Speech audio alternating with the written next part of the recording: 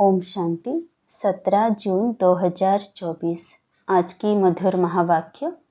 मीठे बच्चे, याद और पढ़ाई से ही डबल सिरताज मिलेगा, इसलिए अपनी एम ऑब्जेक्ट को सामने रख देवी गुण धारण करो।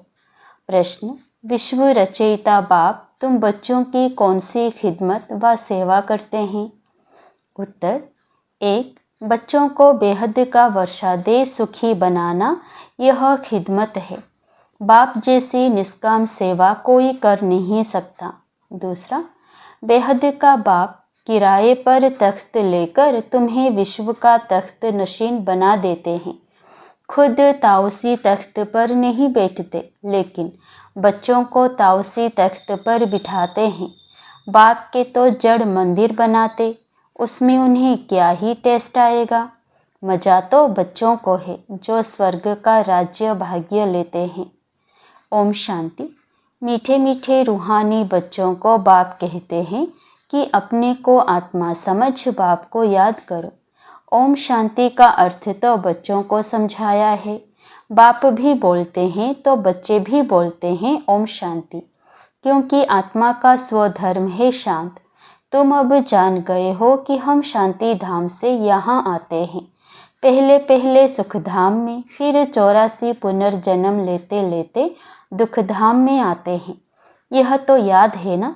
बच्चे 84 जन्म लेते जीव आत्मा बनते हैं। बाप जीव आत्मा नहीं बनते हैं, कहते हैं मैं टेम्परेरी इनका आधार लेता हूँ, नहीं तो पढ़ाएंगे कैसे? बच्चों को घड़ी घड़ी कैसे कहेंगे कि मनमना भव, अपनी राजाई को याद करो। इसको कहा जाता है सेकंड में विश्व की राजाई। बेहद का बाप है ना, तो ज़रूर बेहद की खुशी, बेहद का वर्षा ही देंगे। बाप बहुत सहज रास्ता बताते हैं, कहते हैं अब इसे दुखधाम को बुद्धि से निकाल दो। जो नई दुनिया स्वर्ग स्थापन कर रहे हैं, उनका मालिक बनने लिए मुझे याद करो, तो तुम्हारे पाप कट जाएं, तुम फिर से सतो प्रधान बन जाएंगे। इसको कहा जाता है सहज याद। जैसे बच्चे लौकिक बाप को कितना सहज याद करते हैं, वैसे तुम बच्चों को बेहद के बाप को याद करना है। बाप ही दुख से निकाल सुख धाम में ले जाते हैं, वहाँ दुख का नाम निशान नहीं। बहुत सहज बात कहते हैं, अपने शांति धाम को याद करो।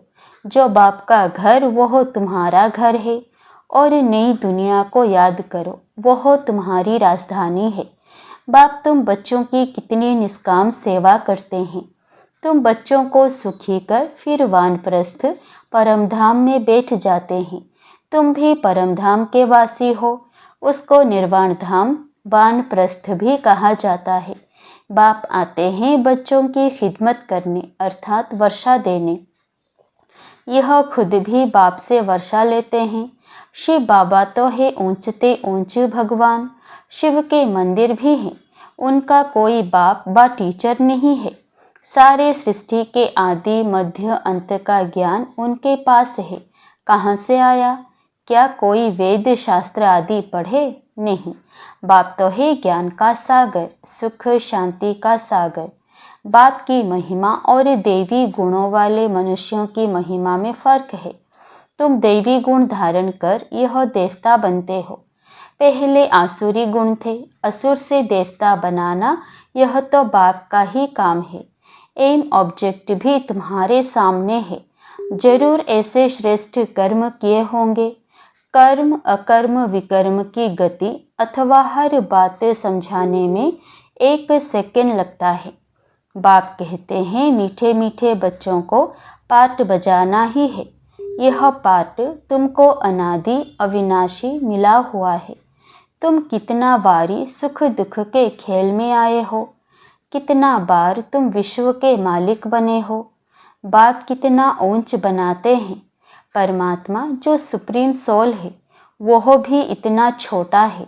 वह बाप ज्ञान का सागर है, तो आत्माओं को भी आप समान बनाते हैं। तुम प्रेम के सागर, सुख के सागर बनते हो। देवताओं का आपस में कितना प्रेम है, कभी झगड़ा नहीं होता, तो बाप आकर तुम्हें आप समान बनाते हैं। और कोई ऐसा बना ना सके। खेल स्थूल वतन में होता है। पहले आदि सनातन देवी देवता धर्म, फिर इस्लामी, बौद्धि आदि नंबरवार इस मांडवे में व नाटकशाला में आते हैं। 84 जन्म तुम लेते हो। गायन भी है, आत्माएं परमात्मा अलग रहे। बाप कहते हैं, मीठे मीठे बच्चों, पहले पहले विश्व में पाठ बजाने तुम आए हो। मैं तो थोड़े समय के लिए इनमें प्रवेश करता हूँ। यह तो पुरानी जूती है। पुरुष की एक स्त्री मर जाती है तो कहते हैं पुरानी जूती गई, अब फिर नई लेते हैं। यह भी पुराना तन है ना। 84 जन्मों का चक्र लगाया है। तत्वम, तो मैं आकर इस रथ का आधार लेता हूँ। पावन दुनिया में तो कभी मैं आता ही नहीं हूँ। तुम पतित हो, मुझे बुलाते हो कि आकर पावन बनाओ। आखिर तुम्हारी याद फलीभूत होगी ना। जब पुरानी दुनिया खत्म होने का समय होता है तब मैं आता हूँ। ब्रह्मा द्वारा स्थापना। ब्रह्मा द्वारा अर्थात ब्राह्मणों द्वारा।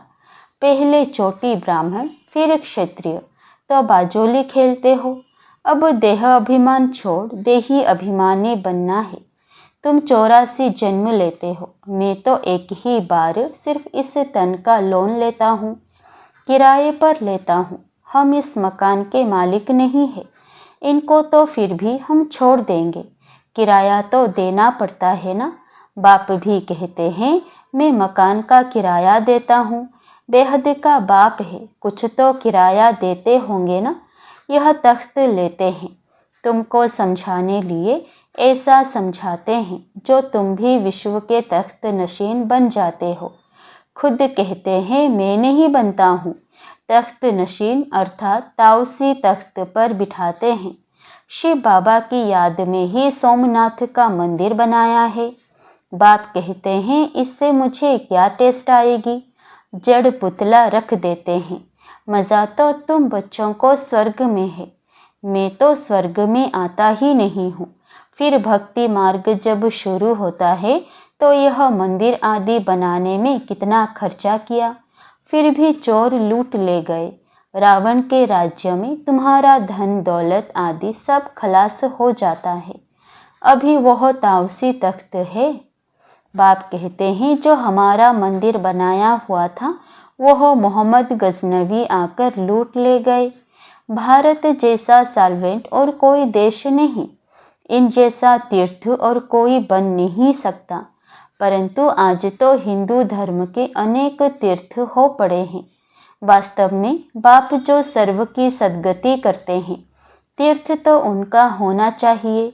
यह भी ड्रामा बना हुआ है, समझने में बहुत सहज है, परंतु नंबरवार ही समझते हैं क्योंकि राजधानी स्थापन हो रही है। स्वर्ग के मालिक यह लक्ष्मी नारायण है। यह है उत्तम से उत्तम पुरुष जिनको फिर देवता कहा जाता है। देवी गुण वाले को देवता कहा जाता है।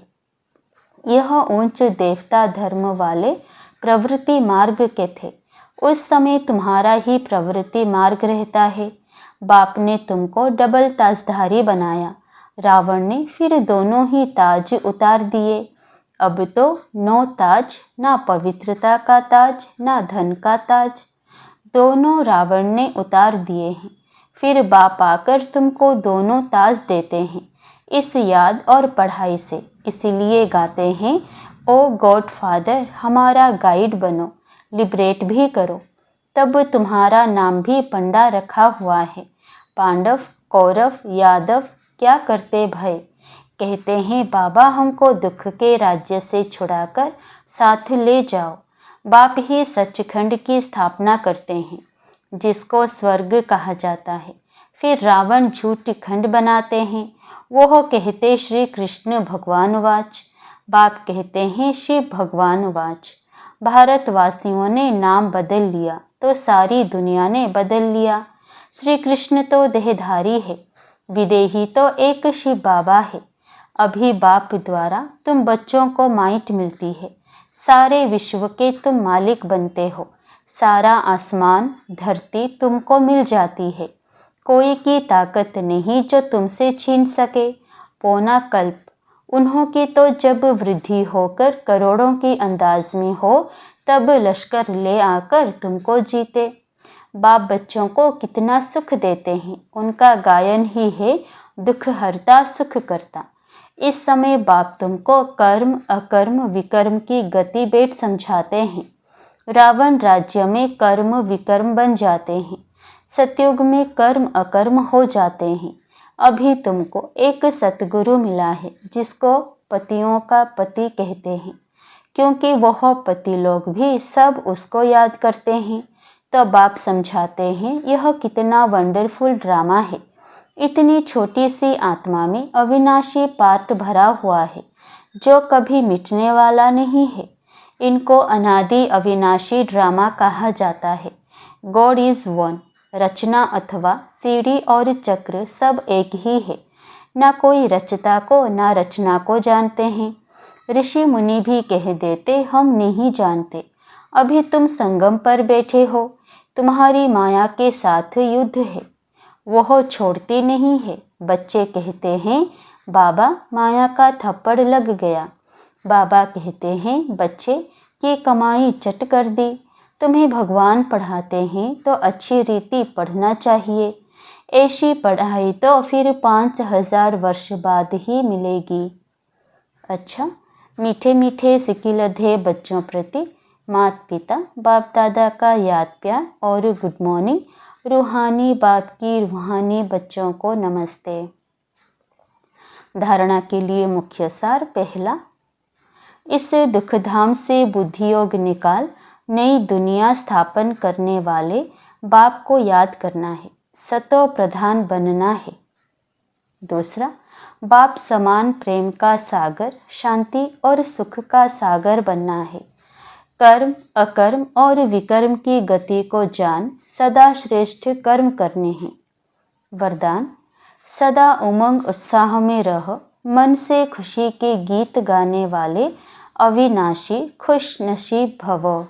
सदा उमंग उत्साह में रह, मन से खुशी के गीत गाने वाले अविनाशी खुश नसीब भव। आप खुश नसीब बच्चे अविनाशी विधि से अविनाशी सिद्धियां प्राप्त करते हो।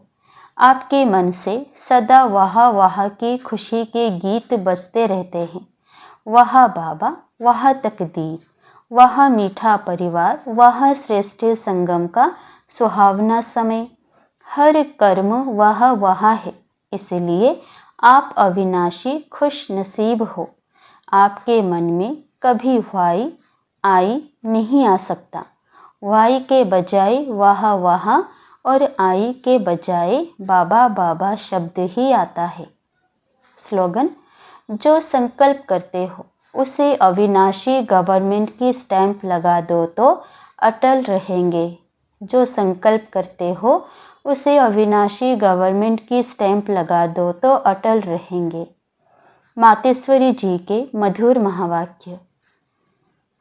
जीवन की आश पूर्ण होने का सुहावना समय। हम सभी आत्माओं की बहुत समय से यह आश थी कि जीवन में सदा सुख शांति मिले। अब बहुत जन्म की आशा कब तो पूर्ण होगी। अब यह है हमारा अंतिम जन्म। उस अंत के जन्म की भी अंत है, ऐसा कोई नहीं समझते। मैं तो अभी छोटा हूँ। छोटे बड़े को सुख तो चाहिए ना, परंतु दुख किस चीज़ से मिलता है उसका भी पहले ज्ञान चाहिए। अब तुमको नॉलेज मिली है कि इन 5 विकारों में फंसने कारण यह जो कर्म बंधन बना हुआ है उनको परमात्मा की याद अग्नि से भस्म करना है। यह है कर्म बंधन से छूटने का सहज उपाय। इस सर्वशक्तिवान बाबा को चलते फिरते श्वासों श्वास याद करो। अब यह उपाय बताने की सहायता खुद परमात्मा आकर करता है, परंतु इसमें पुरुषार्थ तो हर एक आत्मा को करना है। परमात्मा तो बाप टीचर गुरु रूप में आए, हमें वर्षा देते हैं, तो पहले उस बाप का हो जाना है, फिर टीचर से पढ़ना है, जिस पढ़ाई से भविष्य जन्म जन्मांतर सुख की प्रालब्ध बनेगी। अर्थात जीवन मुक्ति पद में पुरुषार्थ अनुसार मर्तबा मिलता है और गुरु रूप में पवित्र बनाए मुक्ति देता है। तो इस राज को समझ ऐसा पुरुषार्थ करना है। यही टाइम है पुराना खाता खत्म कर नई जीवन बनाने का। इसी समय जितना पुरुषार्थ कर अपनी आत्मा को पवित्र बनाएंगे उतना ही शुद्ध रिकॉर्ड भरेंगे। फिर सारा कल्प चलेगा। तो सारे कल्प का मदार इस समय की कमाई पर है। देखो, इस समय ही तुम्हें आदि मध्य अंत का ज्ञान मिलता है। हमको सो देवता बनना है और अपनी चढ़ती कला है। फिर वहाँ जाके प्रारब्ध भोगेंगे। वहाँ देवताओं को बाद का पता नहीं पड़ता कि हम गिरेंगे। अगर यह पता होता कि सुख भोगना फिर गिरना है तो गिरने की चिंता में सुख भी भोग नहीं सकेंगे। तो यह ईश्वरीय कायदा रचा हुआ है कि मनुष्य सदा चढ़ने का पुरुषार्थ करता है, अर्थात सुख के लिए कमाई करता है। परंतु ड्रामा में आधा आधा पार्ट बना पड़ा है जिस राज को हम जानते हैं। परंतु जिस समय सुख की बारी है तो पुरुषार्थ कर सुख लेना है। यह है पुरुषार्थ की खूबी। एक्टर का काम है एक्ट करने समय संपूर्ण खूबी से पार्ट बजाना, जो देखने वाले हेर हेर व वाह वाह करे। इसलिए हीरो हीरोइन का पार्ट देवताओं को मिला है, जिन्हों का यादगार चित्र गाया और पूजा जाता है। निर्विकारी प्रवृत्ति में रह कमल फूल अवस्था बनाना यही देवताओं की खूबी है। इस खूबी को भूलने से ही भारत की ऐसी दुर्दशा हुई है। अब फिर से ऐसे जीवन बनाने वाला खुद परमात्मा आया हुआ है। अब उनका हाथ पकड़ने से जीवन नैया पार होगी। अच्छा, ओम शांति।